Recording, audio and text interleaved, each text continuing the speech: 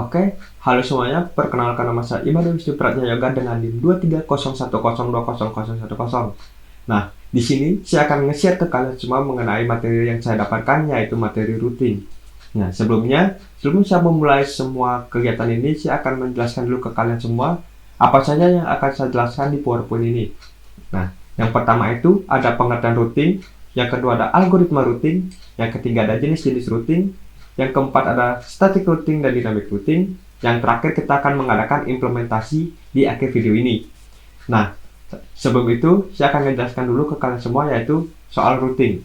Nah, routing adalah sebuah proses untuk meneruskan paket-paket jaringan dari satu jaringan ke jaringan lainnya melalui sebuah antar jaringan.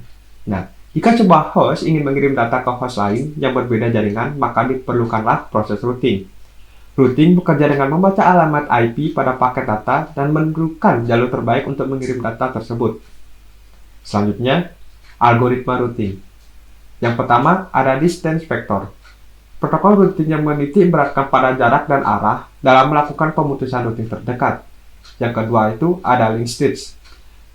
Protokol routing yang menitik beratkan pada perhitungan matrix cost, memilih bandwidth yang lebih cepat. Nah, dari keduanya itu ada lagi satu algoritma routing yaitu yang bernama hybrid. Seperti yang tersirat pada namanya, protokol routing ini adalah gabungan dari kelebihan protokol link state dan distance vector untuk menentukan jalur terpendek dan paling andal bagi lalu lintas jaringan. Selanjutnya, kita akan memperbandingkan antara tiga jenis routing tersebut. Atau enggak, bisa dilihat dari tabel tersebut ada link state, distance vector, dan hybrid. Untuk fiturnya itu ada penggunaan bandwidth. Untuk link state mengonsumsi lebih sedikit bandwidth. Untuk distance vector mengonsumsi bandwidth paling besar. Untuk hybrid mengonsumsi lebih sedikit bandwidth. Nah, untuk update size, untuk link state itu hanya perubahan tambahan. Untuk distance vector pembaruan lengkap. Untuk hybrid hanya perubahan. Untuk konsumsi RAM, link state itu mengonsumsi RAM paling tinggi dari ketiganya.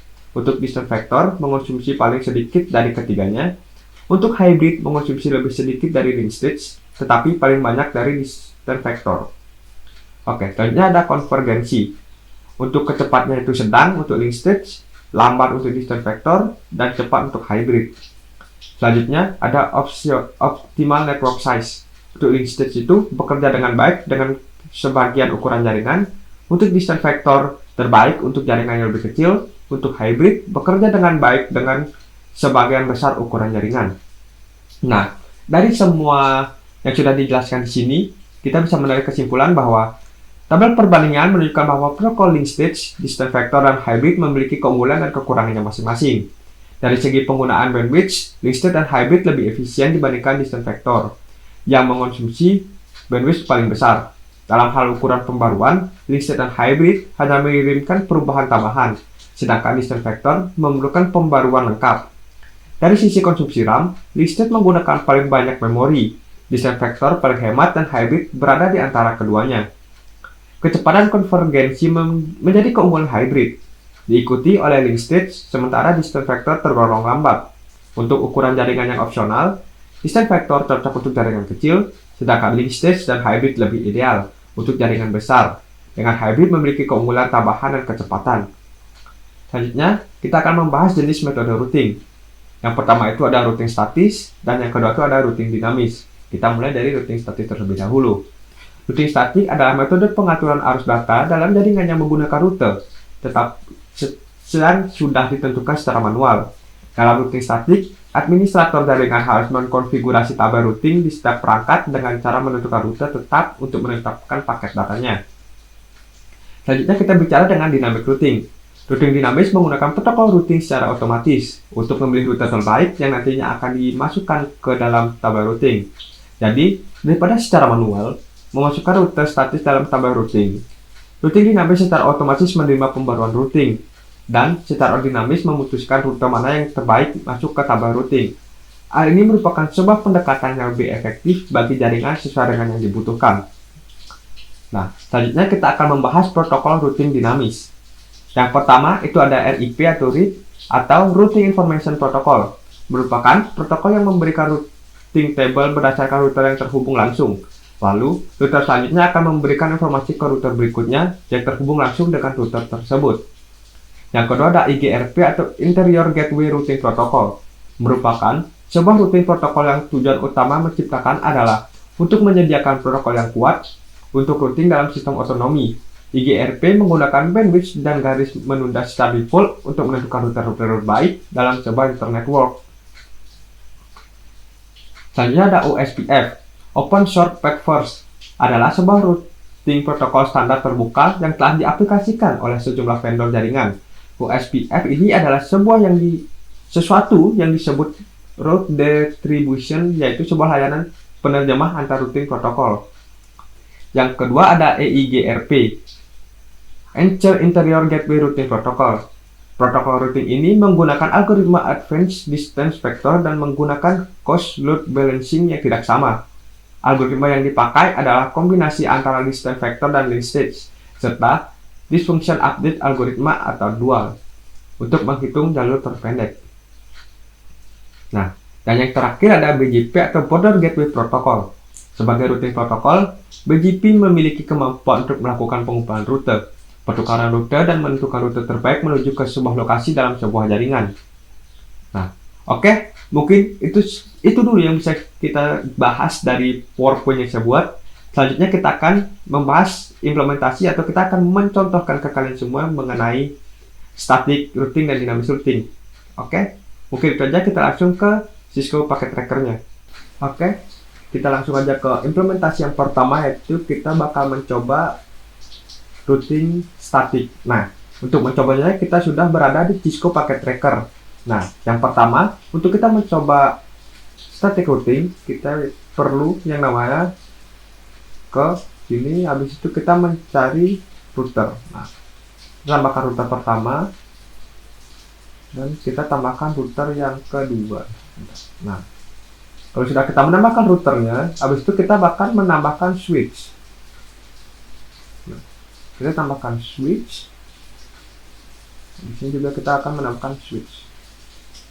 Nah, selanjutnya kita akan menambahkan PC atau komputer yang ada di sini, dan kita akan menambahkan 4 PC.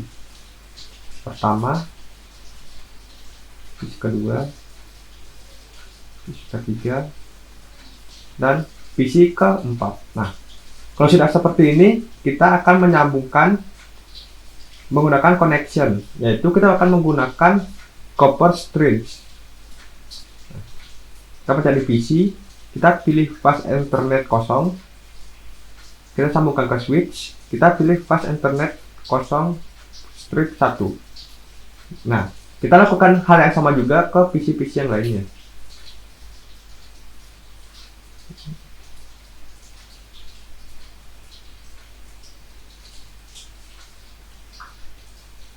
Nah, kita sambungkan dari switch ke router juga. Caranya tetap sama, yaitu menggunakan fast ethernet 0/0 ini. Nah, kalau sudah, kita juga bakal lakukan hal yang sama di sebelahnya.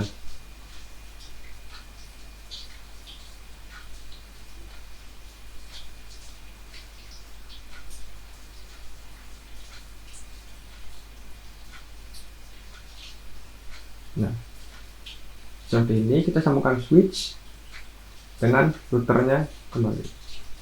Nah, kalau sudah, kita akan menyambungkan router pertama dengan router kedua menggunakan serial DCE. Kita mencari router pertama, kita pilih serial 2 strip 0, kita pilih juga router yang kedua, kita pencet, kita pilih serial 2.0. Nah, kalau sudah seperti ini, kita rapikan sebentar.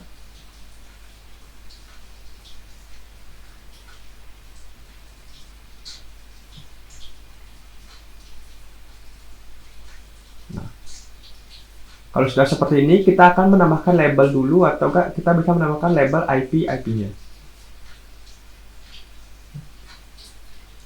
Kita akan menambahkan IP dari routernya, yaitu 192.168.10.1. Kita juga bakal melakukan hal yang sama di sebelah, yaitu 192.168.10.2. Nah, kita juga akan menambahkan yang di sebelah bawah sini, tambahkan 192.168 1.1. Di sini juga kita tambahkan 192.168.2.1. Nah, selanjutnya kita akan rapikan dulu sebentar.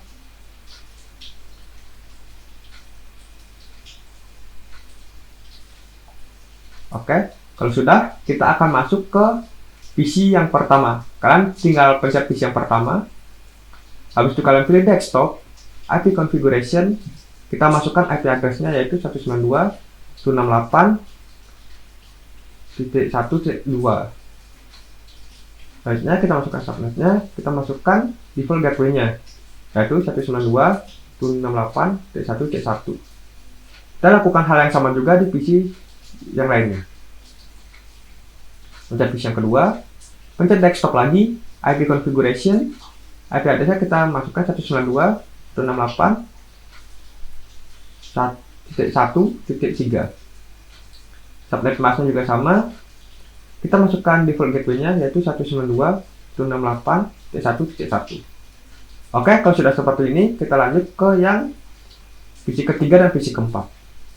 Kita pencet PC yang ketiga, pencet desktop, IP configuration, kita masukkan IP address-nya yaitu 192.168.2.2. Kita masuk lagi ke subnet mask-nya, masuk ke default gateway yaitu 192.168.2.1. Kalau sudah seperti ini, kita lanjut ke PC yang ketiga, PC yang keempat. Masuk ke desktop, IP configuration, kita masuk IP address-nya 192.168.2.3. Sudah masuk ke subnet, masuk ke default gateway-nya 192.168.2.1. Kalau sudah seperti ini, kita close. Nah, lanjut kita akan masuk ke router yang pertama. Kita bisa lihat di sini. Kita pencet CLI. Nah, kita bisa ketik yang di bawah ini, no, enter sekali lagi. Nah, setelah muncul router seperti ini, kita ketik N. Nah, setelah N, kita ketik F+T. Nah, kalau sudah seperti ini, kita langsung saja masuk ke untuk mengaktifkan router-routernya, yaitu NP. Nah, untuk mengaktifkan ini, kita coba lihat dulu jadinya. SE2/0, FA 0/0. Oke. Jadi kita masuk lagi ke routernya, integer, NP, SE2/0, kita enter. Habis itu kita IP add, masukkan IP-nya 192.168.10.1. Oke, habis itu kita masukkan subnetnya yaitu 255.255.255.0. Kalau sudah seperti ini, kita enter. Nah, kalau sudah seperti itu, kita ketik 0SH. Nah, kita sudah mengaktifkan antar subnetnya, yaitu yang kedua kita sama seperti yang tadi, kita exit terlebih dahulu. Habis itu kita end. Nah, kita sudah dikonfig. Habis itu kita langsung aja ketik. Habis itu int. Habis itu fa /0/0, enter. Nah, kita sudah masuk. Habis itu kita langsung aja IP add 192.168.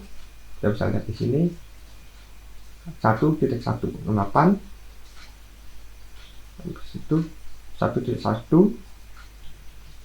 Terus itu subnetnya 255.255.255.0. Oke, kalau sudah seperti ini, kita enter. Nah, habis itu kita 0SH. Nah, kalau sudah seperti ini, bisa lihat, kita lanjut akan masuk ke router yang kedua. Kita pencet CLI, sama seperti yang tadi. Kita klik no. Kita sebut lagi. Nah, kalau sudah router seperti ini, kita ketik N seperti yang tadi. Nah, kita sudah masuk ke routernya. Habis itu kita ketik conf plus t. Nah, kalau sudah seperti ini, kita lanjut ke yang tadi, kita int se 2 strip 0, kita enter. Nah, kalau sudah seperti ini, kita ip add 192.168, kita masukkan ip add yang di sebelah sini tadi. Nah, 8.0.2. Nah, kita masukkan kode subnetnya 055.055.055.0. Oke. Kalau sudah seperti ini, kita enter. Habis itu 0 sh. Nah, sudah seperti ini, enter lagi. Habis itu kita exit.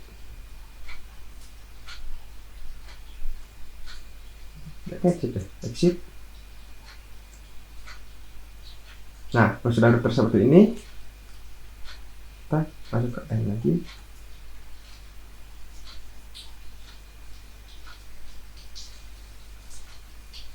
Oke, kalau sudah, kita ft.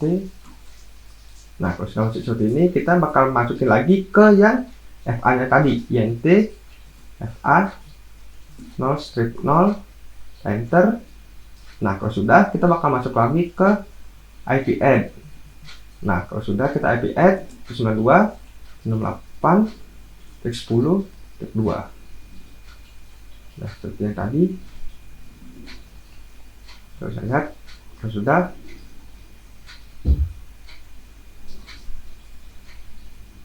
oke, tunggu sebentar.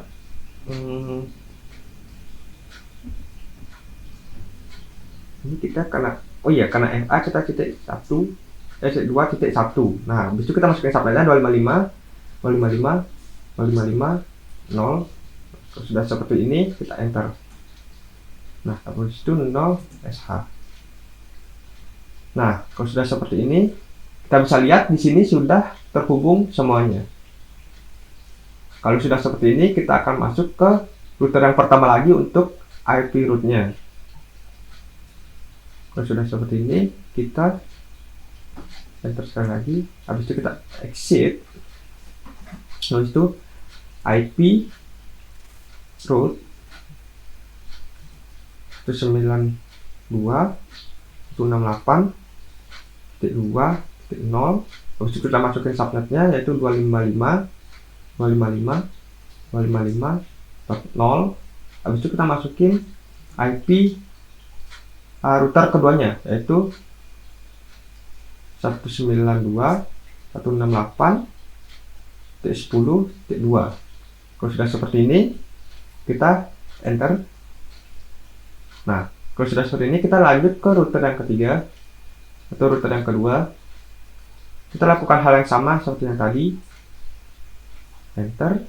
Kita exit terlebih dahulu. Habis itu kita masukkan IP root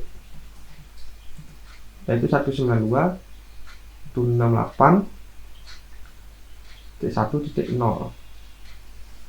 Selanjutnya kita masukkan subnetnya 255.055.0.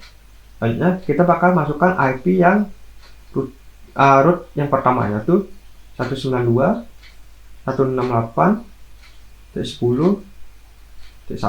Nah, kalau sudah seperti ini, kita enter. Nah, kalau sudah seperti ini, kita bisa langsung coba ping. Cara kita ping, kita bisa pesan di sini 1 Nah, bisa lihat di kanan bawah ini kita successful. Kita coba ping antar router, successful juga. Kita coba ping lagi di PC kedua dan PC ketiga. Ya, kita coba ping lagi PC pertama, PC kedua, successful. Nah, oke. Mungkin itu dulu yang bisa saya jelaskan mengenai static routing dan implementasinya. Kita lanjut lagi ke routing dinamis. Halo semuanya, balik lagi sama gue. Jadi di sini kita bakal lanjut lagi ke routing dinamis. Nah, untuk itu kita juga menggunakan satu aplikasi yang sama yaitu Kisco Packet Tracker. Selanjutnya kita akan mengkonfigurasi dynamic routing. Nah, untuk mengkonfigurasi dynamic routing, caranya hampir sama kayak seperti yang tadi. Kita tambahkan dulu routernya.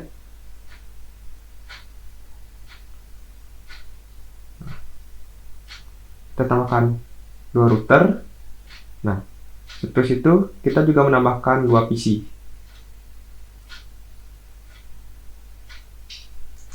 Seperti yang ini, kita bisa lihat, kita bisa rapinkan dulu sedikit. Nah, setelah itu kita bakal sambungkan PC dengan router, dan router dengan router ini menggunakan kabel copper crossover. Caranya sama, kita pencet PC-nya, pencet juga routernya, kita pilih yang fast enter. Habis itu kita pencet PC yang kedua, kita sambungkan dengan routernya. Nah, sama kayak halnya yang tadi, kita sambungkan router dengan router menggunakan kabel serial DCE. Sama juga caranya serial 2/0 sama 2 serial 2/0. Nah, kalau sudah seperti ini, langsung saja kita masuk ke PC-nya. Oke, habis itu kita desktop, IP configuration, kita masukkan IP address-nya. IP address yang pertama adalah 192.168.10.1. Subnetnya otomatis isi, dan gateway-nya kita isi 192.168.10.254. Oke, lanjut lagi ke PC yang kedua. Nah, untuk PC yang kedua ini kita menggunakan kelas B, ya jadinya yaitu 172.16.10.1. Nah, habis itu subnetnya masih sama. Habis itu kita bakal masuk ke default gateway-nya, yaitu sama 172.16.10.254. Nah, kalau sudah seperti ini, kita close. Nah, setelah seperti ini kita bakal masuk ke router yang pertama. Nah, router yang pertama itu kita pencet config terlebih dahulu. Habis itu kita pilih fast internet. Nah, di fast internet ini kita akan memasukkan IP configuration di sini, tetapi yang kita masukkan itu subnet yang kita masukkan di PC tadi, yaitu 192.168.10.254. Nah, seperti yang kalian bisa lihat di sini, 192.168.10.254. Nah, untuk subnet busnya sama, dan kalian jangan lupa untuk nge-onin yang ada di kanan atas ini. Set on. Nah, kalau sudah, kita lanjut ke serial 2/0. Sama, nanti kalian bakal nge-onin yang ini, dan sebelum itu kita masukkan IP address-nya dulu. Nah, untuk serialnya ini kita pakai IP 10.10.10.1. Subnet busnya masih sama, jangan lupa kita pencet on di atas kan ini. Nah, kalau sudah, kita close. Kita masuk ke router yang kedua. Caranya sama seperti yang tadi, kita pencet config terlebih dahulu. Habis itu kita pencet fast internet 0/0. Kita masukkan IP configuration-nya. Nah, untuk yang di router kedua ini, tadi kita kan menggunakan kelas B, jadi 172.16.10.254. Nah, untuk IP-nya seperti ini. Nah, kita jangan lupa juga untuk nyalakan subnet mask-nya, dan jangan lupa untuk meng-on-kan yang ada di kanan atas ini. Nah, kalau sudah, kita akan lanjut ke serial 2/0. Nah, untuk di serial 2/0 ini, sama seperti tadi, IP-nya itu 10.10.10.2. Nah, jangan lupa juga untuk subnet mask-nya, dan kalian jangan lupa sekali lagi untuk meng-on-kan yang ada di kanan atas ini. Kalau sudah seperti ini, kita bisa close. Nah, dan di sini kita bisa melihat ini router-routernya sudah terhubung satu sama lain. Nah, untuk selanjutnya kita akan menuliskan kode di router yang pertama. Kita pencet, kita pilih CLI. Kita bakal keluar dulu, kita pencet exit. Nah, kalau sudah seperti ini, kita akan mulai untuk komen-komennya. Kita bisa tulis router RIP, kemudian enter.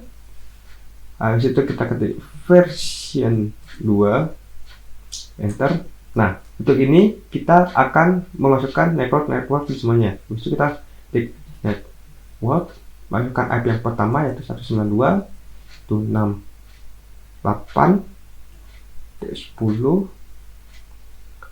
Habis itu kita masukkan IP yang tadi yaitu 254.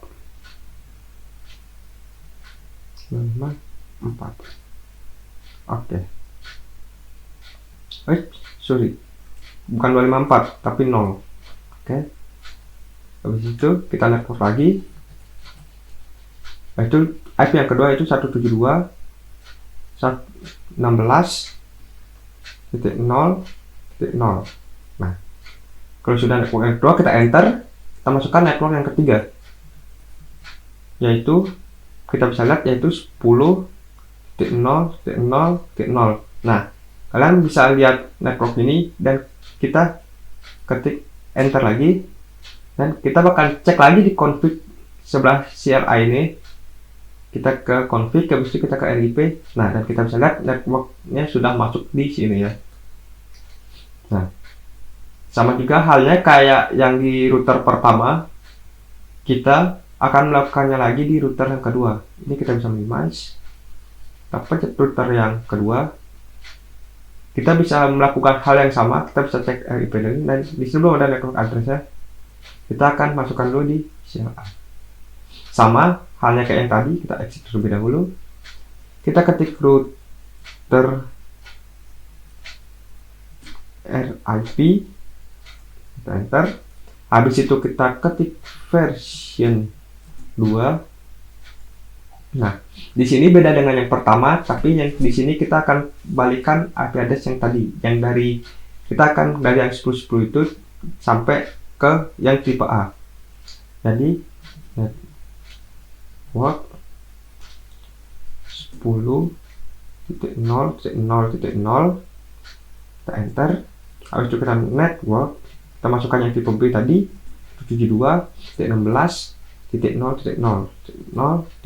Nah, seperti di sini. Nah, dan yang terakhir kita akan memasukkan network yang tipe C tadi, yaitu network 192.168.10.0. Nah, seperti ini kita bisa lihat, perhatiin bedanya dengan yang di atas tadi. Habis itu kita enter. Nah, kalau sudah seperti ini, kalian bisa ngecek lagi di config. Nah, kita pencet RIP. Nah, kita bisa lihat langsung masuk ke network address-nya. Kalau sudah seperti ini sudah selesai, dan kita bisa minimize, dan kita sudah mulai bisa meng-pingnya. Kita coba ping PC pertama ke routine successful. Kalian bisa lihat di kanan bawah. Habis itu kita coba antar routernya, kita ping, terus kita ping successful juga. Kita coba antar router kedua dengan PC kedua, ini valid. Kita coba ping lagi PC dengan ini successful. Oke, kita coba PC yang kedua dengan PC yang pertama, apakah successful? Coba. Nah, oke, sudah successful. Oke, mungkin sekian dulu implementasi dari saya. Mungkin jika ada kesalahan kata bisa dimaafkan, dan mungkin itu dulu yang bisa saya sampaikan. Saya tutup dengan terima kasih.